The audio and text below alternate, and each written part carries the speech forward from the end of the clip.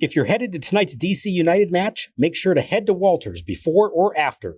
Walters is open until 2 a.m. We're driven by the search for better. But when it comes to hiring, the best way to search for a candidate isn't to search at all. Don't search, match with Indeed. Indeed is your matching and hiring platform with over 350 million global monthly visitors, according to Indeed data, and a matching engine that helps you find quality candidates fast.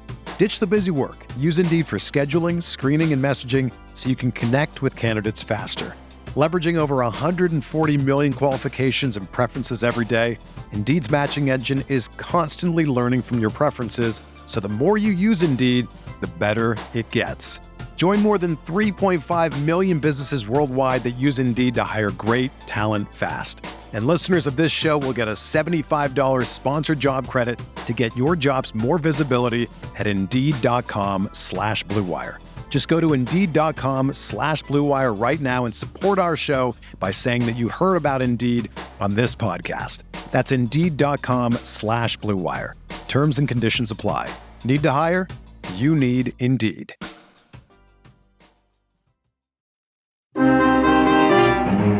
Now the pitch. Breaking ball pulled to the ground, toward the hole, through a base hit left field. Abrams scores. Rosario around third. He will score. There will be no throw. Benintendi bounces the ball into second base. Joey Meneses is 3 for 3 with 3 singles, taking that one through the hole into left field. And he drives in his 20th and 21st runs of the year. The Nationals put up a crooked number here in the top of the 5th. And it's now the Nationals 3 and the White Sox 1. Swinging a line drive right center field. That's down for a base hit. Rounding third and coming home is Senzel. Over to third is Ruiz. Wide turn and holding at first is Trey Lipscomb with his 3rd hit of the day.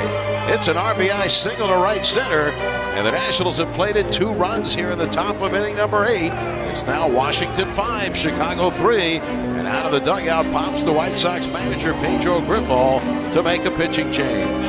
Now the set, 3-2 pitch, runners go, in there, strike 3, called, fastball over the inside corner, and a curly W's in the books in game 1.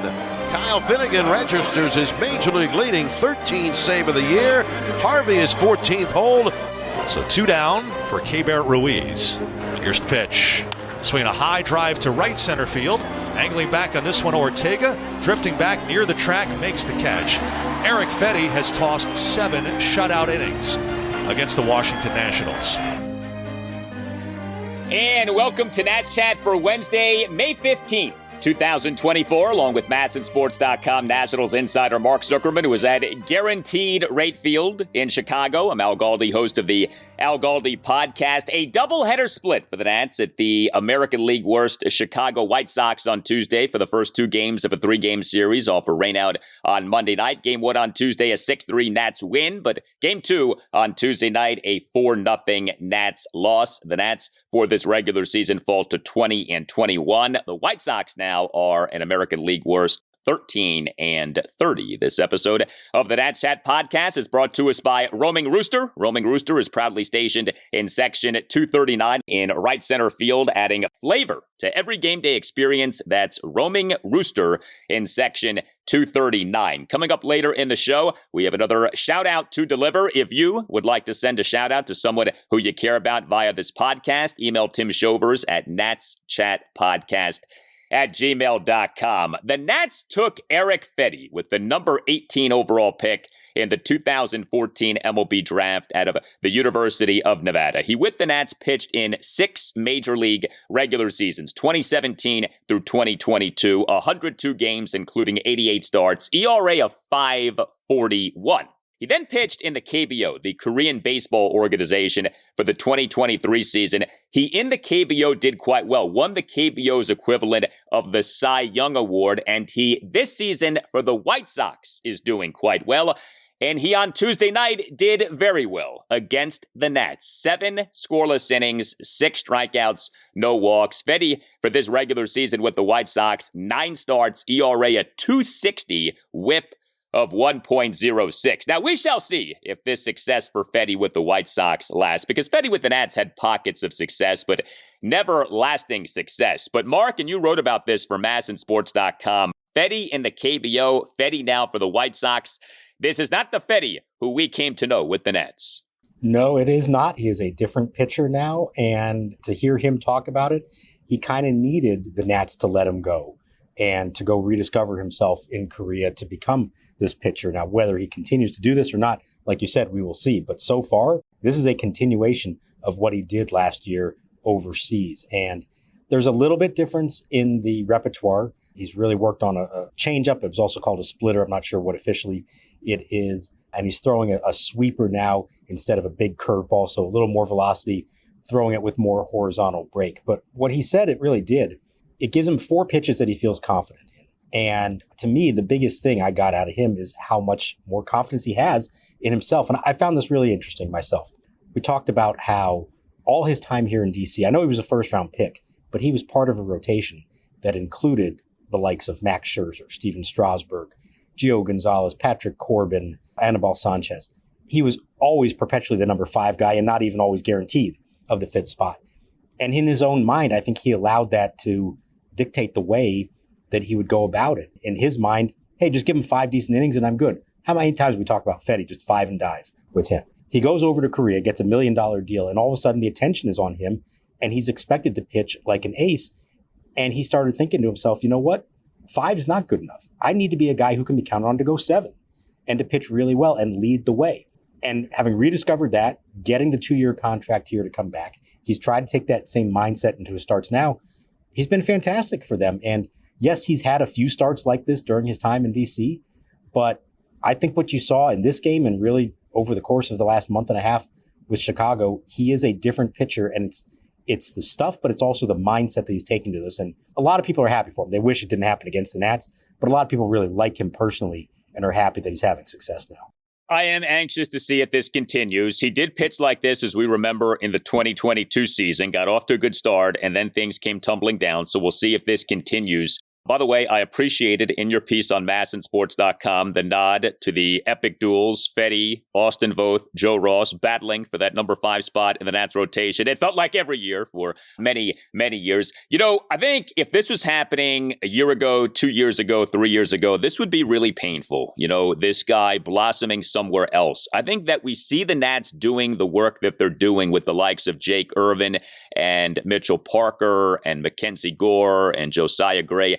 I think that softens the blow of this. Now, I think there are questions to ask of, geez, how come he never looked like this consistently with the Nats? But again, let's see if this continues. I don't think we should go overboard with Fedde now being an entirely new pitcher just yet. But yeah, it was impressive what he did on Tuesday night, to be sure. The Nats had a mixed offensive day in this doubleheader split at the White Sox. A 6-3 win in Game 1. The Nats were good offensively. 6 runs, 10 hits. Though all of them were singles, but 10 hits, 4 walks, 4 for 11 with runners in scoring position. But the 4-0 loss on Tuesday night, no runs, just 4 hits, which were a double and 3 singles. The Nats did work 3 walks, but the Nats went 0 for 8 with runners in scoring position. The day was almost like a microcosm of the Nats offensively this season. The Nats can be quite good offensively. They also can be quite bad, and we saw both on Tuesday. I think it comes down to 2 factors that we've seen consistently from them. Number one, can they not just get on base with singles, but can they work the count? Can they draw some walks? Usually the games where they do get on base by being more patient ends up being better games for them. So that's number one. And then number 2, can they deliver in those clutch spots with runners in scoring position? They certainly didn't do it in the nightcap, but honestly, they didn't do it in the first game until the 8th inning, really. Prior to that point, they were 2 for 8 with runners in scoring position. They were 0 for 4 through the first 4 innings. So they do usually give themselves opportunities. But as we've talked about, if your offense relies on singles and walks and the occasional double, you're going to have to string hits together. And so you're going to have at-bats with runners in scoring position. You can't count on getting 3 runs on one swing of the bat. You've got to deliver in those spots when you do get them. And I think that's what we're seeing from them. There are nights when it does come together at the right moments and they can score some runs. But on the nights they don't, they just don't have any other way of going about it. And I think you saw that in the nightcap. Big game for Joey Meneses in Game 1. He, for each game of this doubleheader, was the Nats starting first baseman and cleanup batter. He, in Game 1, went 4 for 4 with a 2-run single and 3 other singles. Meneses top of the first 2-out single into left field. Meneses top of the fourth, leadoff opposite field single to right field on a 1-2 pitch. Meneses in the Nats 3-run fifth, a 2-out first pitch, a 2-run single through the left side of the infield for a 3-1 Nats lead. And Meneses in the Nats 3-run eighth, a leadoff single to left field despite having been down to the count at 1.12. Meneses in Game 2 of the doubleheader 0 for 3 with a walk and 2 strikeouts. Meneses overall is not having a good season. We've seen signs of him maybe starting to bust out, but then inevitably he kind of goes back to struggling. But it's interesting. Davey Martinez has been almost like militant. Meneses bats high up in the lineup. Number 3 spot, number 4 spot, maybe number 5. Had a good game in Game 1 of this series. But, we've seen other Nats move around the lineup this season. We saw Trey Lipscomb all over the place over the course of this doubleheader in terms of where he batted. But Davey really has stuck to Meneses batting in a premium spot. Yeah, I think there was a game or two that he was maybe down to 6th, but I think that's the lowest that he's been for the most part. He's up there. I think, it's a byproduct of who they have and how few guys they've had staying hot at any given time this year. But I think it's also this feeling that while he doesn't do a lot of things well lately, he's certainly not hitting the ball with authority, he still does have that chance with runners in scoring position to just hit a single up the middle to the right side, whatever that is. It's not been a great season by any stretch. It does lead them now in RBIs for whatever that is worth. So I think that's probably the thinking there. It'll be interesting. We're a few days away, I believe, from Joey Gallo coming back off the IL. I think it'll happen this weekend in Philadelphia. How does that affect Meneses? I think Gallo is going to be at first base the majority of the time. Maybe Meneses gets the occasional start there. Maybe he goes back to DHing at times, or maybe there are days that he's actually on the bench, depending on how things go. Now, not that Joey Gallo has been anything close to a sure thing at the plate for them either, but I think given the absences of others, I think Davies felt compelled to keep Meneses in a relatively significant spot in the lineup. And maybe as they start to get healthier, that may not be the case anymore. Well, Meneses got on base 4 times in Game 1. So did Trey Lipscomb. Lipscomb in Game 1 as an at-starting third baseman and number 8 batter, 3 for 3 with an RBI single, 2 other singles, and a walk. And he went 3 for 3 on stolen bases. He did commit a fielding error, had some struggles in the field. We'll get to those. But Lipscomb, top of the second, 2-out full count single to center field. Lipscomb in the Nats 3-run fifth, leadoff single to left center on a 1-2 pitch. Lipscomb in the top of the sixth drew a 2-out walk and had 2 stolen bases. And Lipscomb in the Nats 3-run eighth, a 1-out opposite field RBI single to right center field for a 5-3 Nats lead on an 0-2 pitch. And he had a steal of second base. And then Lipscomb in Game 2 of the doubleheader as the Nats starting third baseman and number 2 batter. That was interesting. 1 for 4 with a single. He in the top of the sixth had a 2-out first pitch single into center field. Now, I mentioned the defensive issues. Lipscomb in what was a White Sox 2-run fifth in Game 1 of the doubleheader. Multiple bad defensive moments. The Nats in this inning were a mess defensively. 3 official errors. There also was a pass ball on Riley Adams who committed one of the errors. But Lipscomb in this inning, he committed a 1-out fielding error in whiffing with his glove on a grounder off the bat of Brian Ramos. And then Lipscomb failed to catch a 1-hop throw from left fielder Eddie Rosario for a throwing error by Rosario off a 1-out opposite field single by Nicky Lopez. The throw from Rosario wasn't great. I mean, I thought that was a catchable throw, though, that Lipscomb just did not make. So there was quite a bit going on with Trey Lipscomb in this doubleheader. Yeah, I agree with you. It's a catch you probably need to make, although I understand why you give the error to the guy who bounced the throw. Unfortunately, it was a very shaky inning for him there. Now, he wound up at first base later in the game when Meneses was pinch run for and started a really nice play there to start a double play. So I don't know what entirely to make of it other than to say he is still a rookie. He's going to have his moments. We've seen some good moments from him at the plate and in the field. We also see some shaky moments. And I mentioned Joey Gallo coming back. There's a question here about who goes down when Gallo comes back. Officially, when he went on the IL, it was Lipscomb who was called up from AAA. Now, would they make that move and just make Nick Senzel the everyday third baseman? Senzel's not exactly hitting right now, and he hasn't played the field a whole lot either. He has mostly been the DH when he's played. So I think there's an interesting question to be had there. I think, 41 games into the season, you start to get a sense of who Trey Lipscomb is. I don't think we have the full picture yet. He's had his moments, certainly, but I also think what we saw in spring training and in that opening series in Cincinnati may have set the bar a little too high. And he may not quite be all that everyone hoped he would be early on. That doesn't mean you shouldn't want to see more of him, because he is potentially a part of the future. But I would not say that he's done enough at this point to just guarantee that he should be out there every day for the remainder of the season.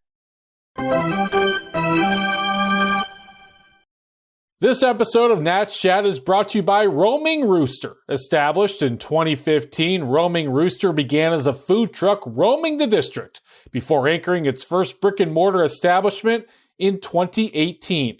Inspired by a mission to provide quality comfort food that customers can feel good about eating, the award-winning fast casual restaurant offers fried chicken that is grain-fed, free-range, and antibiotic-free. With 11 locations throughout the DMV, we are on the move, gearing up to unveil 2 new locations in Maryland, one in late summer at Woodmore Town Center in Glenarden, and another in the fall in downtown Silver Spring. In the meantime, find us at Nats Park, proudly stationed in Section 239 in right center field, adding flavor to every game day experience. That's Roaming Rooster in Section 239. We're driven by the search for better. But when it comes to hiring, the best way to search for a candidate isn't to search at all. Don't search, match with Indeed. Indeed is your matching and hiring platform with over 350 million global monthly visitors, according to Indeed data, and a matching engine that helps you find quality candidates fast. Ditch the busy work. Use Indeed for scheduling, screening, and messaging so you can connect with candidates faster.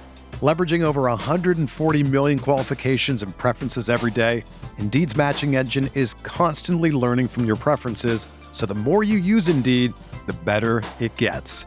Join more than 3.5 million businesses worldwide that use Indeed to hire great talent fast. And listeners of this show will get a $75 sponsored job credit to get your jobs more visibility at Indeed.com/Blue Wire.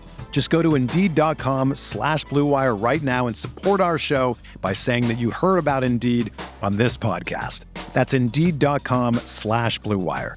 Terms and conditions apply. Need to hire? You need Indeed.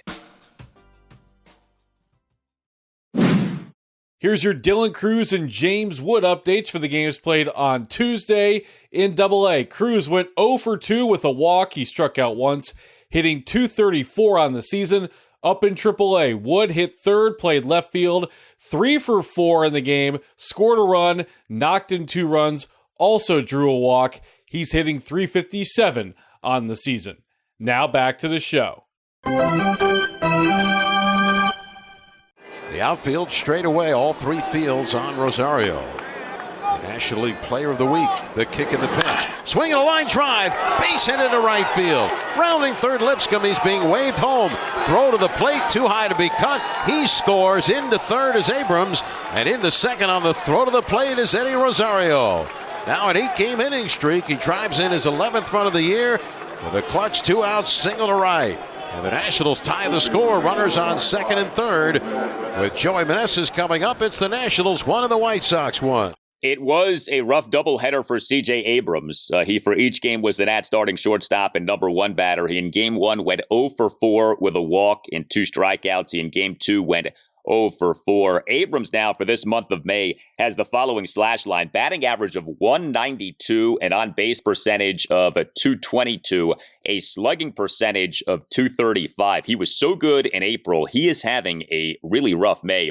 Keibert Ruiz, another key Nat who at least had been struggling. He overall struggled in this doubleheader, but he had a big hit in this doubleheader as well. Keibert in Game 1 came through with a huge pinch hit. He and that Nats 3-run 8th had a pinch tie-breaking 1-out first pitch RBI single to right field for a 4-3 Nats lead. But Keibert in Game 2 as the Nats starting catcher and number 6 batter, 0 for 4. His OPS for this regular season down to .410. Great to see him get that pinch hit. I mean, we're all like thirsting for any signs of Keibert finally getting going here. But then, Game 2 kind of douses some cold water on those hopes. So we'll see. Yeah, look, I thought it was a smart move by Davey to pinch hit him for Riley Adams, who had himself had a bad day, 2 strikeouts and a double play, and has really struggled here lately when he has had the chance to play. So I liked that situation, and it was good to see Ruiz deliver with the go-ahead single on the first pitch.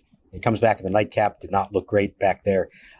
I don't know. He still just hasn't quite looked like himself to this point. I know I'm sure like a lot of people out there have been excited to see these new analytics that have been published by Major League Baseball with bat speed in particular. And Keibert Ruiz is very low on the list of major leaguers in terms of average bat speed. Not that we couldn't have probably said that anyways, based on what we see with our own eyes, but you kind of do see here how he doesn't swing the bat with a lot of authority. He does make contact, but it doesn't often lead to very hard contact.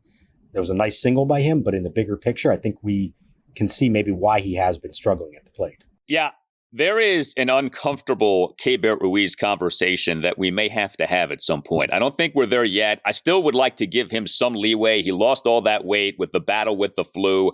You know, I think we're seeing with Eddie Rosario, you can't overreact to struggles for a month or so because things can change on a dime. So I'd like to give his season, Keibert's I'm talking about, a little more room to breathe before we have the big picture Keibert Ruiz conversation. But he did not have a good season last season, certainly defensively. He's been kind of mediocre offensively as a batter these last few years, and now this season is not going very well. So I don't think we're there yet at the conversation point, but we may be getting there. We'll see. I mentioned Eddie Rosario. I bring this up just to say, because we couldn't do a show for Monday due to the rainout, he is the reigning National League Player of the Week. How about that? Rosario in this doubleheader had a hit in each game. He in game one as the starting left fielder and number 3 batter, 1 for 5 with an RBI single. Did strike out 3 times, did commit a throwing error, but he in that Nats 3-run fifth, a 2-out RBI single to right field to tie the game at 1. And Rosario in game 2 as the Nats starting right fielder, number 3 batter, 1 for 4 with a double and 2 strikeouts. Top of the 4th, a 1-out full count opposite field double to left center field. But that is something. Eddie Rosario winning National League Player of the Week of how badly he had been struggling this season. Well, now 2 weeks ago, if I told you Eddie Rosario was going to win NL Player of the Week, you would have said, of course, right? That you saw that one coming 100%. Not exactly, no. And what's amazing, MLB officially counts a week as Monday to Sunday. If you included the Sunday right before that is when he hit the first home run against the Blue Jays. It was 4 homers in the span of 6 games for him. Really remarkable. Here's the other thing. It's the 3rd time in his career he's won a Player of the Week award. And so Davey Martinez told him, hey, you know what? Why don't you go win Player of the Month now for the first time? Maybe Mr. May is going to keep this thing up for the whole month and really put something together and get an even nicer piece of hardware or whatever players get for winning Player of the Month. Well, we had mixed starting pitching for the Nats in this doubleheader split at the White Sox on Tuesday. The 6-3 win in Game 1, Trevor Williams was the Nats starting pitcher. He allowed 3 runs, 1 earned in 5 innings. He gave up 4 hits, which were a home run and 3 singles. As yes, he did finally give up a home run. He issued 1 walk. He recorded 2 strikeouts, 81 pitches, 48 strikes, 33 balls. Williams, in the bottom of the second, gave up the homer. Gave up a leadoff homer by Eloy Jimenez to left center field for a 1-0 White Sox lead. The homer went a projected 408 feet per StatCast. Was the first home run allowed by Williams in this regular season. This off Williams for the 2023 regular season, giving up a National League worst 34 home runs. It is remarkable how much better Williams has been this season at avoiding the homer. And then also with Williams in Game 1 was him being plagued by that aforementioned bad defense. Bottom of the 5th, he allowed 2 runs, but both of them were unearned as the Nats in the inning, like I said, committed 3 errors. There was a 1-out fielding error by third baseman Trey Lipscomb, a 1-out throwing error by left fielder Eddie Rosario, and a 2-out throwing error by catcher Riley Adams off a passed ball by Adams. That was something, the defense that was on display by the Nats in that inning. Yeah, it was really ugly. And unfortunately, this has been going on for maybe a week or so. A team that had looked really good defensively has all of a sudden turned pretty ugly in what they're doing out there. Adams, I don't know what was going on that one. It was initially called a wild pitch, but the pitch hit him in the mitt in the air and then tried to track it down and throw him out and winds up throwing it away. So that was really bad. So Trevor Williams deserved better behind him in that inning for sure. Although at the same time, he did give up a couple of hits where he could have gotten out of the jam and minimized it and not left them in that position. And the home run, look, he's done such a great job, of course. And the reason he's avoided that kind of contact is, especially with his fastball, he's kept it down in the zone. That one was 88 miles an hour right over the heart of the plate. What are you going to do about that? That's going to be whacked, especially with a hitter like Eloy Jimenez. So you just hope there aren't more of those kind of mistakes. If he can keep up the pace where, it happens once every 7 starts, then fantastic. You will absolutely be thrilled if that's the case. So he gave him the chance again, kept him in the game, and ultimately the lineup bailed him out and the defense out in the end. So I get he's facing a weak opponent, but overall, you can't be anything but pleased with what you've got from Trevor Williams so far this year. Absolutely. And the final line is 1 earned run in 5 innings. So your Trevor Williams ERA for this regular season, 1.94. 8 starts, 1.94 ERA, the whip at 1.06. Hey, if he allows 1 homer every 8 starts, I think we could all live with that. And then the 4-0 loss in Game 2, Mitchell Parker was the Nats starting pitcher. 3 runs in 5 innings. He gave up 5 hits, which were a 3-run homer and 4 singles. He issued 2 walks and a wild pitch, recorded 3 strikeouts, 82 pitches, 50 strikes, 32 balls. Parker, bottom of the 3rd, gave up a 2-out, 3-run opposite field homer by Andrew Vaughn to right center field for a 3-0 White Sox lead. That homer went a projected 401 feet per StatCast. But still, overall, you like what you're seeing from Mitchell Parker. Just that 3-run homer in a lot of ways was the difference for him in this game. And it actually could have been worse because he left the game with the bases loaded, nobody out. Jordan Weems put forth a tremendous escape act. Phenomenal job by Weems. Bases loaded, nobody out. He gets out of it on 3 total pitches. Gets the 1-2-3 double play and then a fly out on the next pitch. So fantastic job there. And really with Parker, if you go back and look at the home run pitch, it's a splitter and it's down below the zone. So it wasn't a bad pitch. Maybe it wasn't a perfect pitch, but it wasn't that bad of a pitch. And I think you kind of have to just shrug that one off and say, oh, well, what are you going to do? I think the bigger issue for him was that he walked the previous batter, Tommy Pham, a 2-out walk. And the inning started with a bunt single that Parker, you saw the frustration from him. He felt like he should have been ready for that to go try to make a play on it. And instead, the ball just rolled towards third base and nobody could get to it in nearly enough time. So, he's also been good at limiting home runs. And in this case, I don't think it was a bad pitch. The unfortunate part is that it was a 3-run homer because of some mistakes earlier in the inning. If you give up the solo homer, not as big a deal. But again, big picture, step back and say, you have to be pleased with what you're getting from Mitchell Parker. He has given them a chance. He has not given up more than 3 runs in any one of his starts so far. And if I told you that back on Jackie Robinson Day at Dodger Stadium, that that's what he would be at this point, you would be thrilled to find out that that's what Mitchell Parker had done for you. Yeah, and I think that that's part of why Erick Fedde doing as he did on Tuesday night doesn't sting like it otherwise would. 2 years ago, when Austin Voth was doing really well with the Orioles, that stung because you had the Nats as a really bad team, having really struggled when it came to drafting and player development. And here you had a guy who had been bad for the Nats for years. He goes to this other team and from the get-go is really good. And even though Voth faded with the O's in like half a season got more production out of Voth than the Nats got over 5 seasons with the guy. And so that was a really painful issue. Here we are 2 years later. No, the Nats haven't arrived. You can't plant the flag of victory, but things are going in a better way. And that was an interesting sort of juxtaposition of, Fedde doing as he's doing, but the Nats were throwing Mitchell Parker, and there's a lot of reason for optimism with him. So I do think that takes away some of the sting of seeing Fedde do well. Hey guys, Al Galdi here to tell you about the latest offer from Window Nation for listeners of the Nats Chat podcast. The time has come. The time for Window Nation's semi-annual sale. 50% off all window styles plus 0% interest for 5 years and an additional bonus if you schedule an appointment this week. This runs through the end of the month.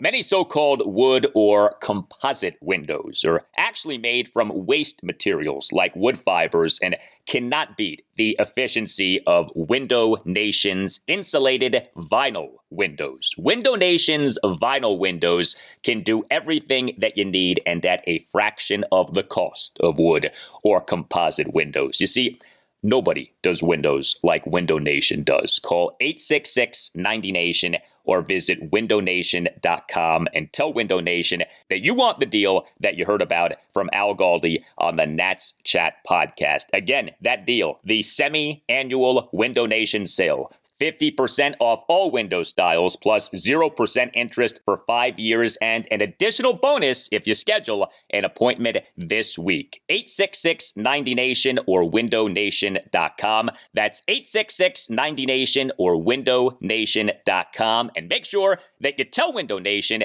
that Al Galdi from the Nats Chat podcast sent you. The Nats are on the road for the rest of the week and are back in D.C. on Monday night against Minnesota. Check out the Game Time app for various ticketing options. As of right now, you can get a CPI and home plate in Section 120 for $68 a piece.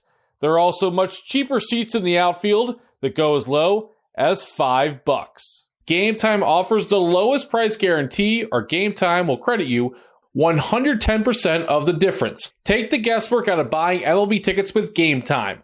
Download the Game Time app, create an account, and use code NATSCHAT for $20 off your first purchase. Terms apply. Again, create an account and redeem code NATSCHAT for $20 off. Download Game Time today. Last minute tickets, lowest price, guaranteed. You're finally tackling your spring home improvement projects. Hello, 2024 Dream Garden. Until you realize you're short 3 bags of mulch. And why didn't you grab that pair of gloves you were looking at? Luckily, through Instacart, you don't have to stop mid-project to run to the Home Depot. You can get your missing gardening supplies, tools, and more delivered in as fast as 30 minutes. Have more time for your project and get the Home Depot delivered via Instacart. Visit instacart.com to get free delivery on your first 3 orders. Offer valid for a limited time. Minimum order $10. Additional terms apply. Here's to set the kick and the pitch. Swing a fly ball left field. Back on this one, Vargas. So is Young. To the warning track, Vargas squares up, reaches, makes the catch, and backpedals up into the fence. In a span of 3 pitches, Jordan Weems gets 3 outs, and the White Sox do not score, despite the bases loaded and nobody out. What a job by Jordan Weems. The Nats bullpen in this doubleheader split at the White Sox on Tuesday. I tell you, more good work by this Nats bullpen. Over the 2 games, 1 run in 7 innings. A 6-3 win in Game 1. 4 Nats relievers combined for 4 scoreless innings. Robert Garcia, a scoreless and hitless bottom of the 6th. Derek Loss, scoreless bottom of the 7th. Hunter Harvey, a scoreless bottom of the 8th. Kyle Finnegan, scoreless bottom of the 9th for the save. Despite giving up back-to-back 1-out singles, and as Mark noted on X, first time since April 12th that Kyle Finnegan had given up a hit. He had tossed 11 consecutive hitless innings. And then the 4-0 loss in Game 2. 3 Nats relievers combined to allow 1 run in 3 innings. We mentioned the escape act by Jordan Weems. Faced 2 batters, got 3 outs, and on just 3 pitches, navigated his way out of a bases-loaded, nobody-out jam in the bottom of the 6th inning. Jacob Barnes tossed a scoreless and hitless bottom of the 7th. And then Nats starting pitching prospect Jackson Rutledge came into the game. He earlier in the day was appointed as the Nats 27th man for the doubleheader. He did give up a homer. Bottom of the 8th, Rutledge gave up a 1-out solo homer by Andrew Vaughn for a 4-0 White Sox lead. But hard to ask for better than what the Nats got from their bullpen in this doubleheader on Tuesday. Sure, and I think the best part of it is what you worry about with doubleheaders is you burn guys up, and it leaves you in a bad spot the next day and the day after that. Well, in this case, they used, 7 of their 9 relievers, and everybody basically pitched an inning, and they're all in good shape, I think, for the next day, and then an off day after that. So, I mean, they should be totally fine. Rutledge, I thought, was an interesting call, both to have him come up. He had started just 3 days ago at Rochester through 91 pitches. So it's not like he would have been able to give them a whole lot of length if the situation arose. I figured he's just here in case of emergency. They're not going to use him at all. They did put him in there for the 9th, and instead of Dylan Flora, who I can understand, you say he's a higher leverage guy. Maybe you want to save him for the series finale. But guess who didn't pitch at all in the doubleheader? Tanner Rainey. And if you're not even willing to use him down 3-0 in the 8th inning, and instead you're using Jackson Rutledge for ostensibly a mop-up inning in between his 2 starts at AAA, it tells you a lot about where Tanner Rainey is right now. And as we've discussed, how long can you go on like this, carrying someone who you don't really want to use in any kind of situation of consequence? We'll see how it plays out on Wednesday. And again, they have Thursday off, so it may not be a big deal, but that struck me a little bit, sort of like you didn't have to throw Jackson Rutledge at it. You easily could have put Rainey out there, and they chose not to. Tuesday was May 14th. Rainey's last appearance in a game was May 4th. Like, what are we doing here? You know, this isn't doing Rainey any good. This isn't doing the team any good with how aggressively Davey Martinez uses his bullpen for the team to be operating essentially a man short in the bullpen. You DFA'd Matt Barnes instead of doing something with Tanner Rainey. I don't get what's going on here. Like, you can't have it both ways. You can't want to keep the guy but then never pitch the guy. Like, at some point, you got to make a decision here. You're either going to keep throwing the guy out there and hope like heck that he gets right, or you're going to make a move here and get somebody else in that bullpen. But what's happening right now, this can't go on. No, it can't. Now, for all we know, they are working on stuff with him, so they're using this opportunity to actually throw off a bullpen mound in the afternoons and try to get something right. But eventually you have to see, does it work in a game or not? And to me, down 3-0 in the last inning of a doubleheader that you already won the first game, why not? Where's the harm in putting him out there? Now, maybe another situation will arise to do it, but I kind of would have liked to have seen him there. Just if he could have given them a scoreless bottom of the eighth, it would have been a boost of confidence for him. And then that maybe made you think, okay, we're on track here. We got something that we've got going right. If you never put him out there, you never know if you can fix him or not. Game 3 for the Nats at the White Sox Wednesday afternoon at 2:10. Patrick Corbin will be the Nats starting pitcher. Can we talk about the crowd at Guaranteed Rate Field on Tuesday? The crowd for Game 1 of this doubleheader was as bad of a crowd as I can remember seeing in a regular season game. Now, look, the Nats are in the same division as the Miami Marlins. We know how that ballpark can be. But this was embarrassing. All of the empty seats that were there for this Game 1. Game 2 was a little bit better, still not great. But Game 1, I mean, you put out a photo of what it was, but watching the game, it was almost humiliating from a White Sox perspective. This is a major league regular season game. And by the way, a major media market, Chicago, Illinois. And it felt like there were 6 people in the stands. It was incredible to see and hear. The number, I think, for most of that game had to be under 1,000. I think it was 3 digits. It was almost small enough that you could try to just count individual people that you saw out there. Now, look, it's a single admission doubleheader. The way that works is if you had a ticket to Tuesday's originally scheduled night game, you could also come early and get both games. And either people purposely decided not to or couldn't, or maybe in some cases didn't even realize what it was because they bought their tickets way in advance and didn't know. Now, the official attendance for the doubleheader, and again, this counts for 2 games, 11,138. There were not that many people there for the nightcap either. There were some more. It looked a little bit more respectable, but not a lot better. Now, the situation here, it's a terrible team. There is a lot of frustration around here. They went through a complete teardown of a team that made the postseason a few times not that long ago. And the thought was, okay, they have a young core that's going to grow into something big here. It did not happen, and they've kind of started all over again. It has not gone well. It has not been well received in Chicago. Jerry Reinsdorf, the longtime owner, is not in good graces of a lot of fans. He's apparently trying to get a new ballpark built to replace this, which, of all the other things about the White Sox, the fact that this place, originally Comiskey Park, it was called, was built 1 year before Camden Yards and could not be any more night and day different from what Camden Yards is. There's nothing retro about this ballpark. It is huge. The upper deck is a mile high. It is cavernous. It has no charm at all, and it's in a bad part of town. You put that all together, and you can understand why, even in a big market like this, there's a lot of frustration. Where it goes from here, I don't know.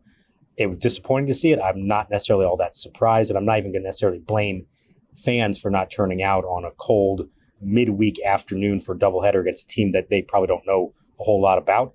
But this is an organization that has a lot of work to do to win people back and try to get back to where they were when they won the World Series, only 2 decades ago. The White Sox are very much a cautionary tale for how a total teardown cannot work out. It was just a few years ago that people were talking about the White Sox as like a team on the rise and a team that was going to be really good, had all these good, young, promising players.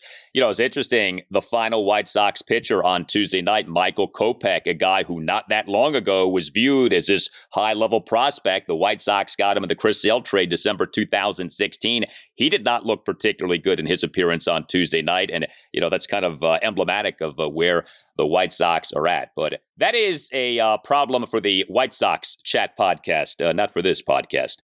Shout out to Frank Sear, dedicated lifelong Nationals fan and DC native, on his 2nd wedding anniversary.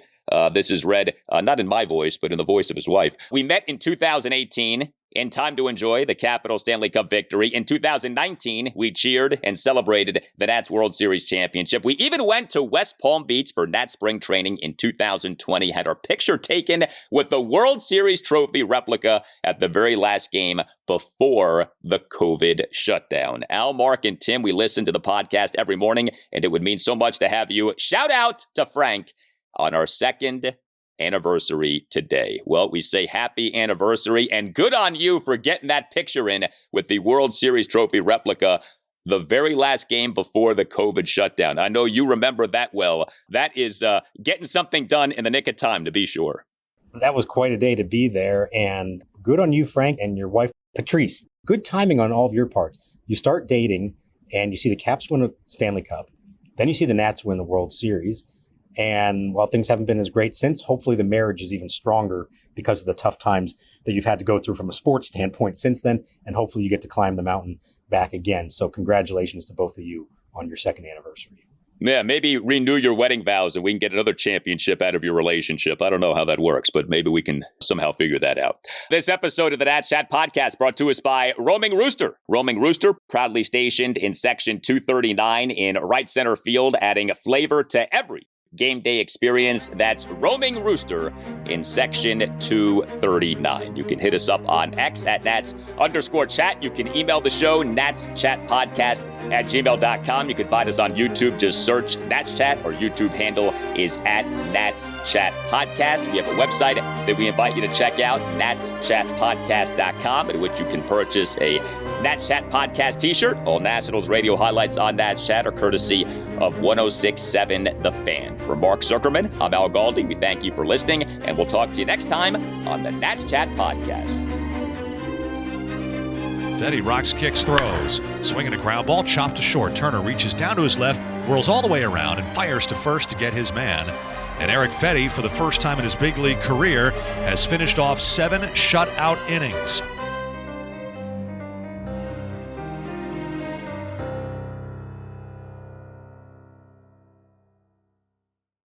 Whether you're a world-class athlete or a podcaster like me, we all understand the importance of mental and physical well-being and proper recovery for top-notch performance. That's why I'm excited that Unified Healing is sponsoring podcasts on the Blue Wire Network. Unified Healing is a new and super innovative global network of wellness centers powered by Energy Enhancement System, or EE System. If you haven't heard of the EE System yet, then you'll want to listen up. This technology promotes wellness, deep relaxation, purification, and rejuvenation. Wherever you are across the globe, access to a center is easy and affordable. Interested in experiencing the EE System technology for yourself? Go to unifiedhealing.com/bluewire to learn more and find a center near you. That's unified, UNIFYD, healing.com/bluewire.